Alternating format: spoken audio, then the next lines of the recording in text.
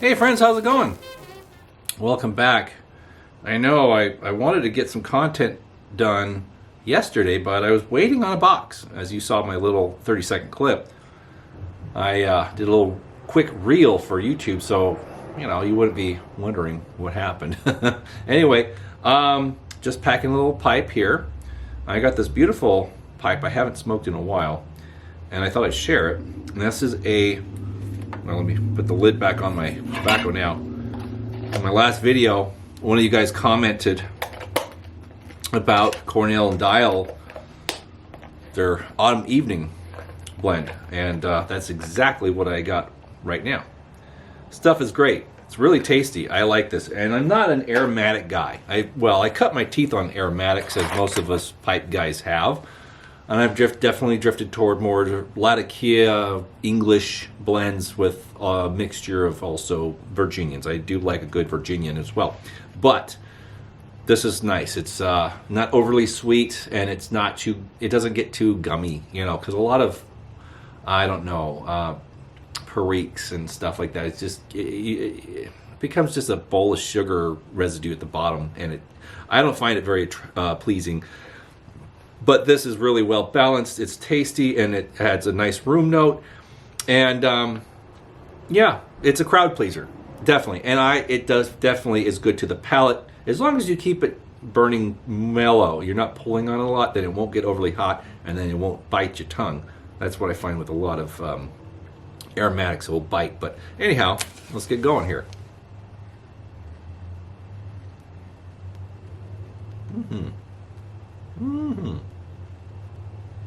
Oh yeah, that's good stuff.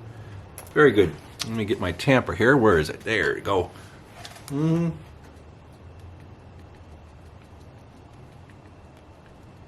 Well, it's a nice day. It's Friday. We're a little late, but it's okay. You got fair warning. But the pipe is a really nice piece. This is made by Comoy, English made. Take a look there. See if that zooms in. Focus. Come on, focus. Show the kids at home. There you go. Kind of Art Deco, right? Nice long, slender shank and stem. Nice little bowl. Very Art Deco. Right? Yeah. I love a straight stem. It's just elegant. And it's very jaunty, very sporty looking. So if you watch a lot of 30s or 40s movies, anytime you see a guy smoking a pipe, it's usually one similar to this. Classic billiard style, I'd say. But this is this is a London pipe, which was Comoy's second line, so it wasn't up to the standards of the Comoy name. They had the London pipe, which was their second line, which was it was still made the same, very high quality, but I guess the attention to detail wasn't as under such scrutiny as their name brand. But so the London pipe's great. You can find them ever so often for a fair price.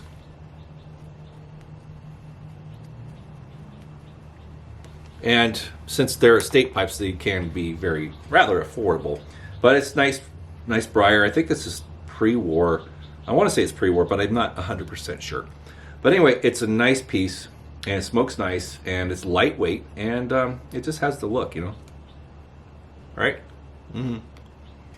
I like this pipe, especially when I'm dressed nicely in my 30s, 40s kit. Nice suit, nice hat. Well, I've got a nice hat on today. Anyway, it's a Lee, actually. Thank you for asking. Yeah. Actually, no, it's a stack. It's a stack. But it's 40s era stack, yeah. Maybe even late 30s, but I can't tell for sure. But it's a nice hat. I got it in Visalia at an antique store several years ago. It's nice, light, pale gray. It's just a beautiful hat. But anyways, this is really nice. Someone mentioned, what was I going to say? Anyways, someone mentioned something. I don't know what it was, but anyway.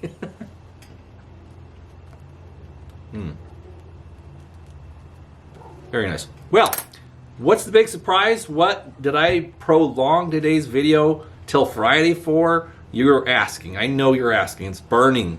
It's burning. The burning question. Well, we burn a lot of things out here. We burn kerosene, tobacco, and questions. Anyways, we got the high-low. Well, a high-low. This is my 1926 high-low. You know, with the LA Water Works globe in there. Kind of see it there. Yeah. Law. Anyway, I'm burning this because there's a reason. And the reason being is because the lantern that I'm going to share with you would be kind of a cousin. Mm-hmm. And this fact is older than what I'm about to share. But we'll get into it. Let me see where's my razor blade. I got blades out here, I think. I should. Oh, there it is. I was looking for it. There we go. Ha. Yeah. No, I didn't get anything at Lowe's. Let's see. Let's open this guy.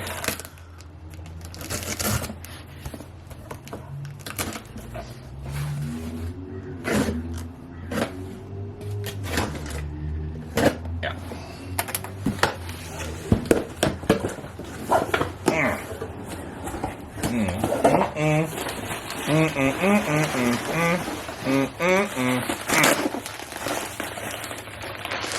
Yay! Well packed. Very well packed. Yeah, that's what I want to see. That's what I like to see. Indeed. Where's the end of this thing? I like to try and open it so I can save the bubble wrap because, you know, who wants to buy that stuff when you can just reuse what you get when you buy a lantern, right? Well, that's right. Have you ever looked at the price of bubble wrap? I think I might be going out on a limb here, but I would almost assume that most of us lantern people do keep the bubble wrap that our lanterns come in because, well, for the same reason, it's expensive.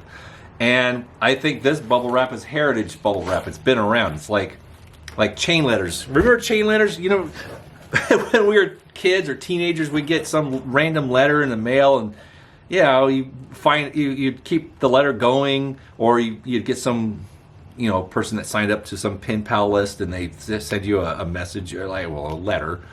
I used to have some pen pals, yeah. But now we have social media, and that has gone way by the wayside. Yeah.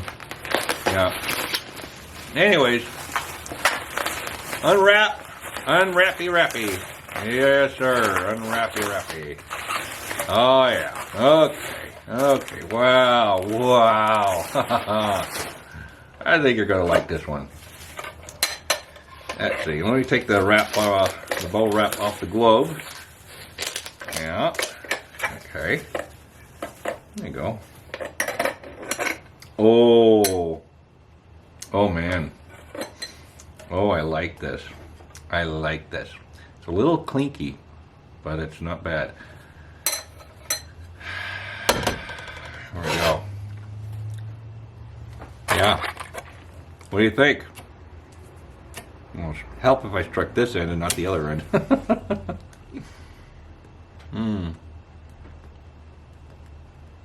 No. It's not an early monarch. No.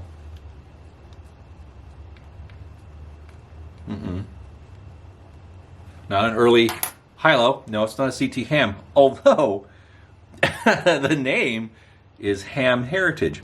However, we'll get into it. This is, like I said, it's a cousin to the high-low. It's almost a kin. A direct kin. You don't see any lift mechanisms on it? No. What's this on the back? Ha ha! There it is. It's a clipper. Dietz Clipper. So, some of you already know what that is. But for those who don't, or who are not familiar with the Dietz Clipper, the Dietz Clipper came out, I believe, 1930. Yeah. This might even have a date on it. It might not. They might not have stamped it. it definitely postdates the era where they started. You know, it would fall in the era of dating, the date codes. What is she? You know, I need a little help these days. So I'm going to take up my digital magnifying glass here. Let's see. Excuse me. Out of the way, you.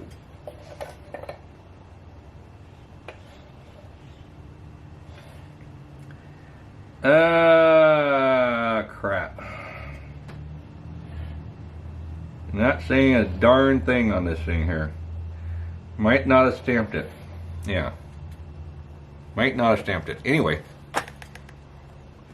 It makes sense. Why would they stamp something that's made so economically, as I'd say? Anyway, the Dietz Clipper. Let's take it apart, huh? Oh, this is a nice globe. Nice heavy globe. Should have a fits-all, I believe. And I think I might have a spare fits-all somewhere. Anyway.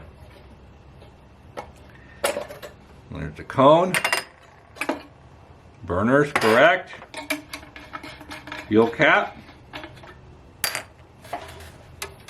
It don't look too bad inside. No. Let's see. Lean forward a little bit. And gotta kind of correct it here. Let's see here. Yeah, that's good. I think. Yeah. And maybe just a little bit this way.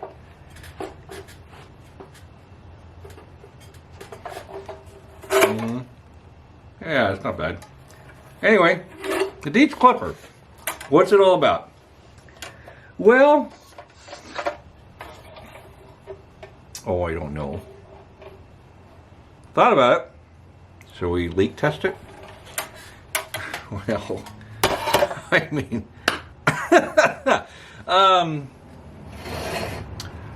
well, we could.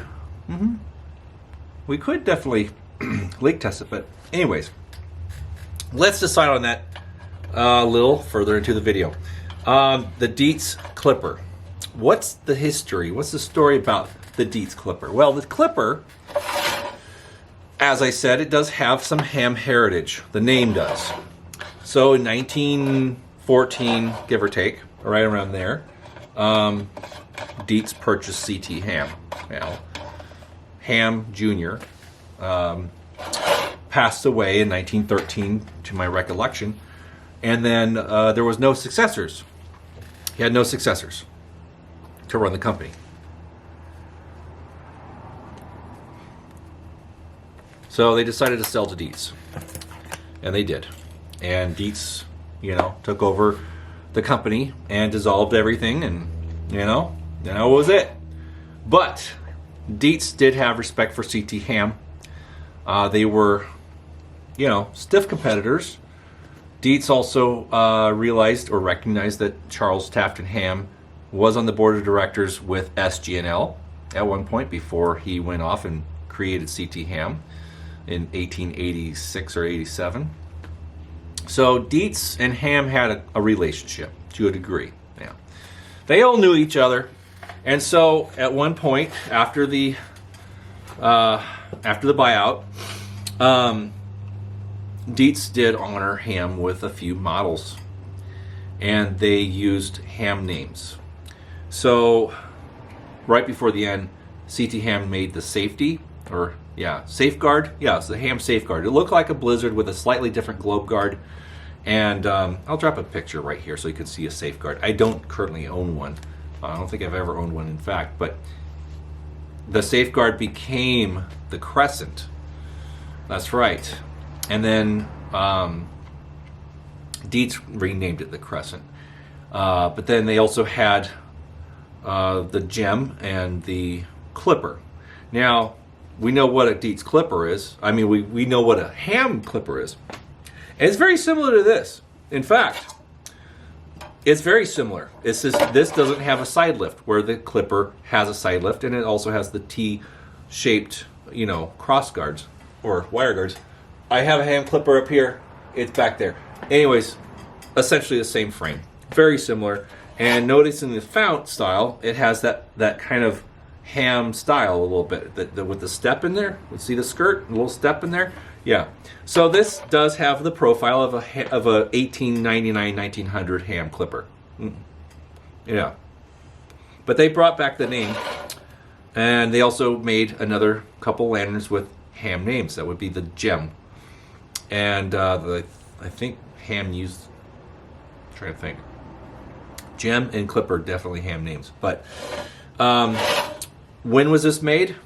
I'll tell you.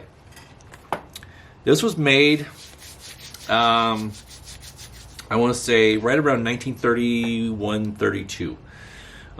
And this was part of a line of lanterns that Dietz introduced during the deepest, darkest years of the Great Depression. Yes, this is a Depression-era lantern. Now, these are hard to find. These aren't very common to find at all.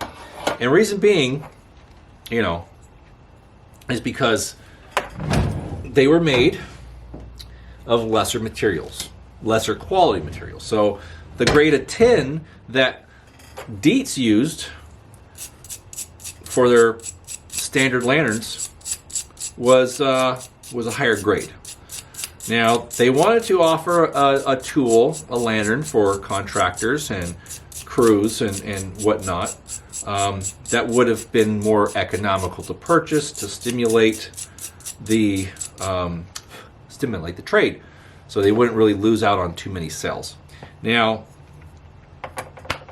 Dietz had several lanterns that were economically priced, like the Hilo, but this lantern has no creased tubes, which apparently cost more to do, since even though they had the tooling, wouldn't really cost more to do it unless it took less metal to make smooth tubes. Probably just a little bit, I guess. But anyway, this also used a slightly lesser grade of tin. So they were able to skimp on the cost a little bit by buying a lower grade of tin, which was still decent, But these rusted out a lot faster. These were not as resilient as the standard models that Dietz offered. Now, did Dietz only buy did people only buy these between the years of 31 to 33? Not really. Plenty of people bought the Hilos. There's tons of them out there that are from the 30s. But for the smaller businesses and smaller contractors, and also for those that were out on farms that wanted just a lantern to take around the property to either go to the outhouse and whatever, or those people that lived out in the rural areas, which were plenty in this country at that time. There were a lot of rural areas, and you really don't get the idea of that until you actually look at some maps of the U.S. and different cities and whatnot. If, say, Los Angeles in 1935, if you went outside of the city limits, you were in the country. In all intents and purposes, you were in the country. It was rural. I've actually seen pictures of Ventura Boulevard in the valley, Woodland Hills area, in 1928. There's nothing there. It's a dirt road. That's right. It's a dirt road. There was nothing. I saw a picture, also another picture. This was from the early 30s. And it was of, what street was it? Fairfax. It was Fairfax at, oh geez. It was Fairfax and, I forget the cross street, but it was south, South LA type of South Hollywood LA area, Fairfax and a cross street, like, okay, I don't even want to say it because it will be wrong, but it was a strawberry stand, like a fresh fruit stand on the corner. It was all dirt. The road was paved, but there was nothing but fields. So, yeah, you left LA proper or Hollywood proper. You were in the country. Monrovia, let's just use Monrovia for instance, was a rural town. Yes, it was. By the 1920s and 30s, it started to really develop. But around that time, there's still a lot of citrus groves. We packed a lot of dates. A lot of dates came out of here. We would get, they would ship them in from Indio and those areas out there in the Inland Empire. And then they had packing houses here in Monrovia. They also did a lot of jams, a lot of different preserves.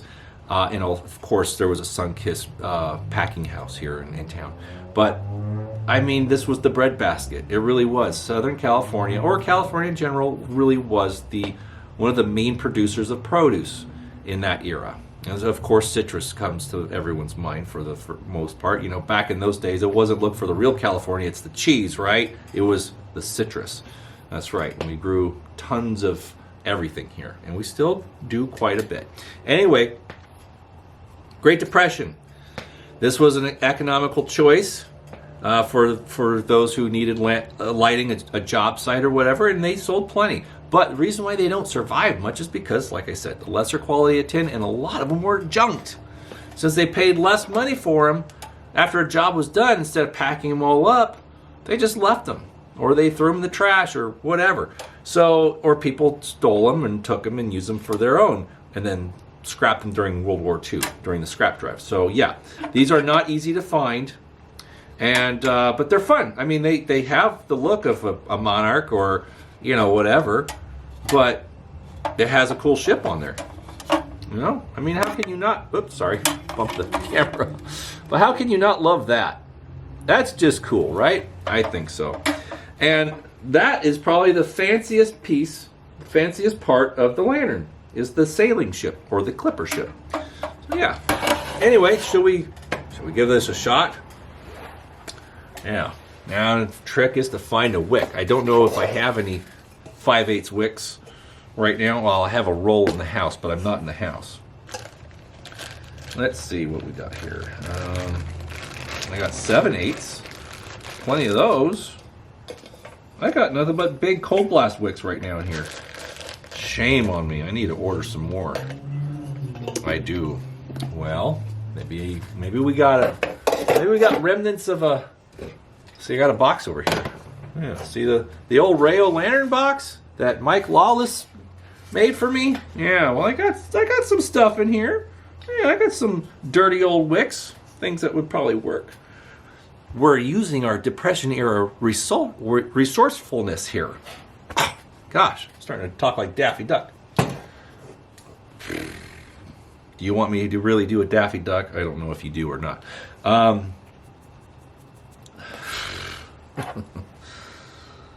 Okay. Let's see here. Okay. Is that in? Yeah. Ooh, that track's okay. That's not bad. Okay. Oh, yeah, track's good. I like it. Now, let's here's the big question. Will it hold fuel? That is the question everybody wants to know.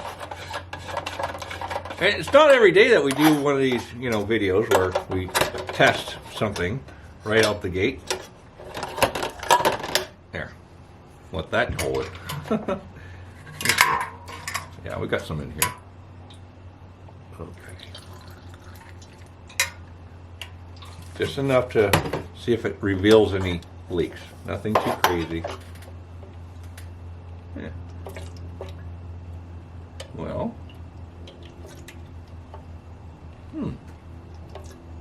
I'll be darned. Yeah. Okay. All right. Seems that we're good to go then. Let's see here. We'll put a little bit more. Yeah. There we go. That'll do the trick for now. Yeah. That'll do the trick for now. Let's see here. Yeah. Let's not be sloppy about it.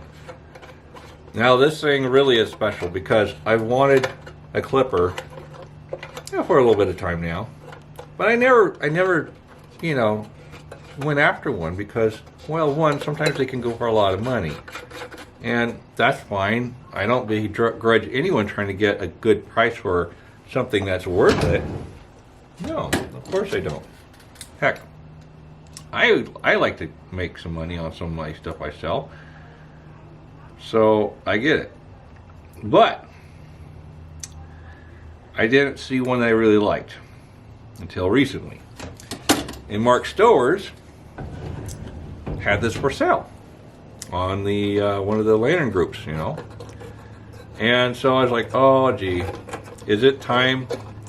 Is it time to bite the bullet and get one of these guys? Very possible. It is. Is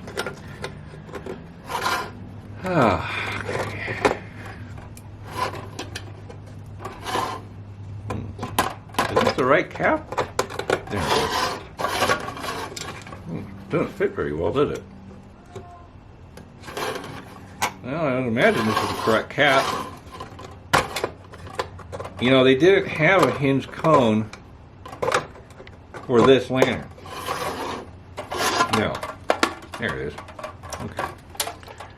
Okay, so they didn't have a hinge cone for this lantern because that cost extra. Yeah. It did. I'll just use the glove that came with, huh? Yeah. Okay. Okay, well, should be good. Don't have to let it soak too long. This stuff works pretty fast.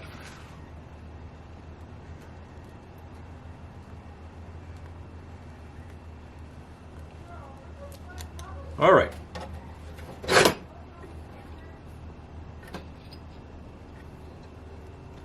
There we go.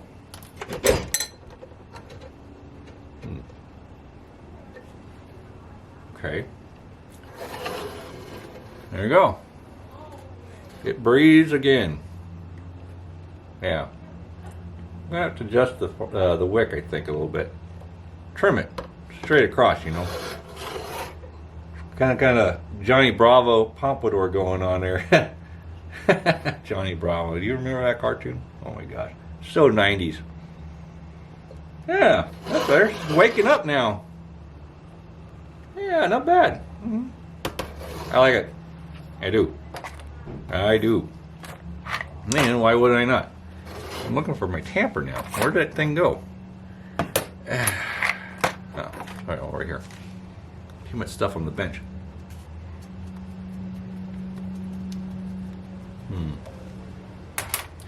Well, not bad for something that's 90 plus years old now. Let's see, it'd probably be right around 92 years old.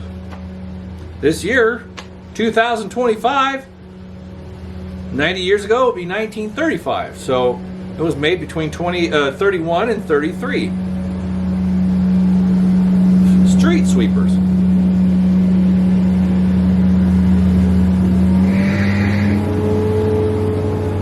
Yikes.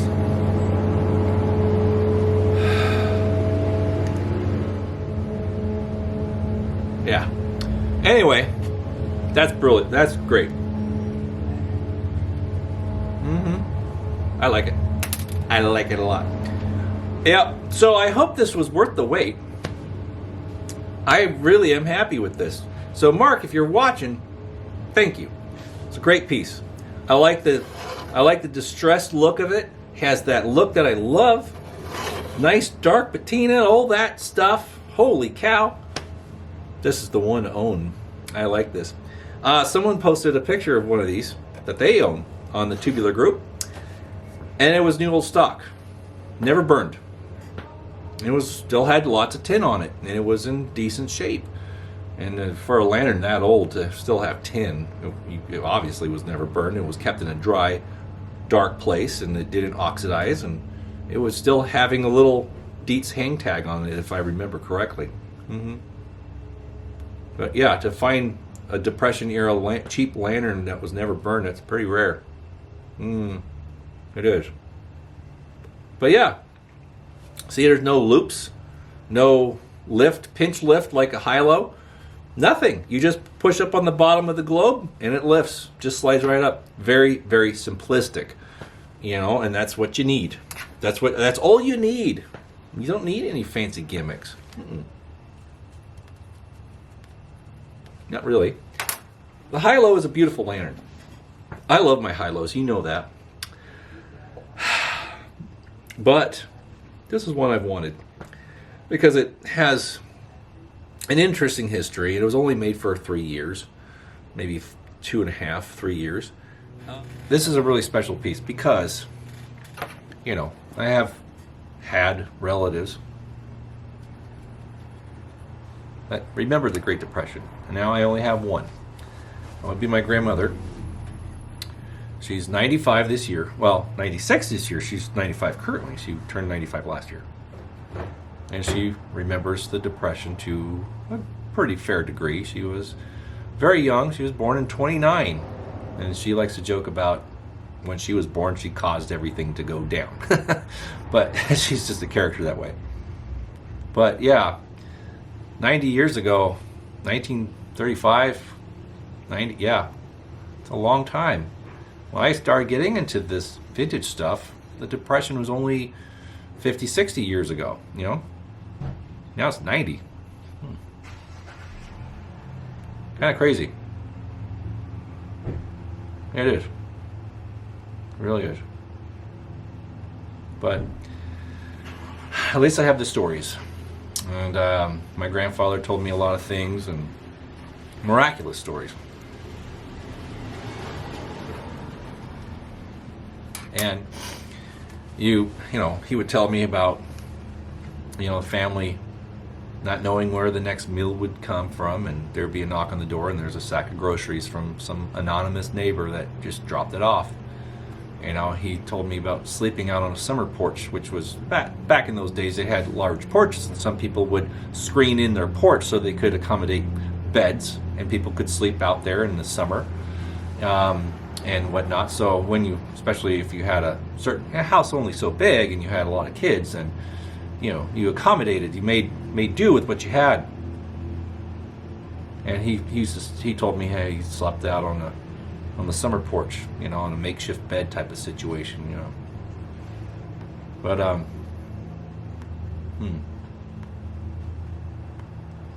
stuff like that I think about when I burn this now, since it does come from the early part of the Depression. And yeah, it's gonna be a nice piece to have. Thanks, Mark, for giving me the opportunity to own this one. And it's gonna be, you know, it's a fun burner. It burns nice, and I'll be able to enjoy it, and you know, it'll be a fun one to have out here for sure. Now I will say this, of course, now again I do sell lanterns, but for those who might be looking for something special, Mr. Mark Stowers, if you're on the Tubular Lantern group or the Antique Lantern site, and you're cruising around there, you'll see Mark Stowers' name, and he's posting some good lanterns for sale currently. And I would definitely look at what he's offering. His prices are fair, and he offers nice things, unless noted otherwise. But yeah, he has some fun stuff to buy for a reasonable price. So definitely take a look at his stuff, and it's the least I could do is give him a little push, since he gave me a good deal on this. Absolutely. Well, friends, thanks again for tuning in. Once again, as always, I appreciate you stopping by and giving me your time. And we'll look forward to something next week. I don't know what I'm going to share next week, but I have a few ideas. It probably won't be lantern related, since I'm slowing down on my lantern buying, if you can believe that. It's true, I am. Sure, Rob, we've heard that story before. Well, yeah, that's fair enough. You're not wrong. But I am definitely turning my attentions to some other things, you know, financial obligations. So lanterns are going to be on the back burner. No pun intended. But anyway, take it easy, guys. Appreciate you, and we'll see you next week. Have a great weekend. Take care now. Bye-bye.